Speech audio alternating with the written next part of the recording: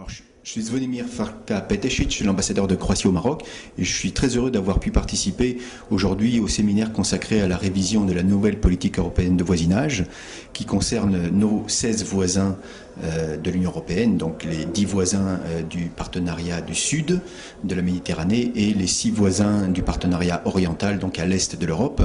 Et nous sommes actuellement dans un processus de révision, de réflexion sur une nouvelle politique européenne de voisinage de façon à mieux répondre aux défis qui se posent actuellement. Et le Maroc a lui-même pris part à cette réflexion, et c'est quelque chose qu'il faut saluer avec des initiatives et des idées très concrètes et très pertinentes. Pour notre part, la Croatie, qui est le dernier pays membre entré dans l'Union européenne, des 28, en 2013, nous avons une expérience propre, à savoir nous sommes passés de la politique d'élargissement de l'Union européenne, nous avons beaucoup bénéficié de cette politique d'élargissement, nous sommes maintenant membres, et il y a certaines similitudes entre la politique européenne de voisinage, qui concerne donc les 16 pays mentionnés, et la politique d'élargissement dont nous avons bénéficié nous. Et j'ai essayé aujourd'hui de présenter justement les enseignements que nous avons pu tirer et qui peuvent être utiles dans le cadre de la réflexion sur la politique européenne de voisinage. Et principalement,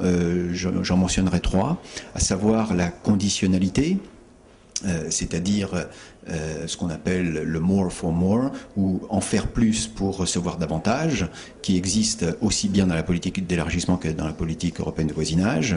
Il y a également la différenciation, c'est-à-dire nous avons, nous, en Croatie, défendu le modèle dit de la régate, où chacun avance à son rythme, et non pas celle du convoi, où le wagon le plus lent ralentit le train. Et c'est un principe auquel nous sommes très attachés, et nous pensons qu'il doit être préservé et renforcé dans le cadre de la PEV. Et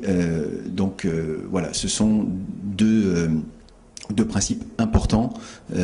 qu'il faut préserver dans la réflexion de la future politique européenne de voisinage. Le Maroc, d'ailleurs, a ce statut avancé et c'est l'illustration la meilleure de l'importance que chacun puisse avancer à son rythme et que ceux qui avancent le mieux,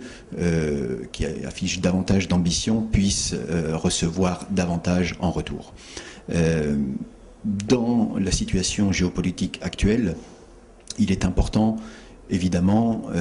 je pense à la crise libyenne, à la crise syrienne, à la crise en Ukraine, que la nouvelle politique européenne de voisinage réponde de façon politique à ces enjeux qui sont cruciaux, fondamentaux, et il en va de la crédibilité de l'Europe et de la politique européenne de voisinage. Ce sont des défis qui vont nous occuper dans les mois et les années qui viennent, et il est capital d'y apporter les réponses les meilleures. Il en va de la survie de la politique européenne de voisinage elle-même.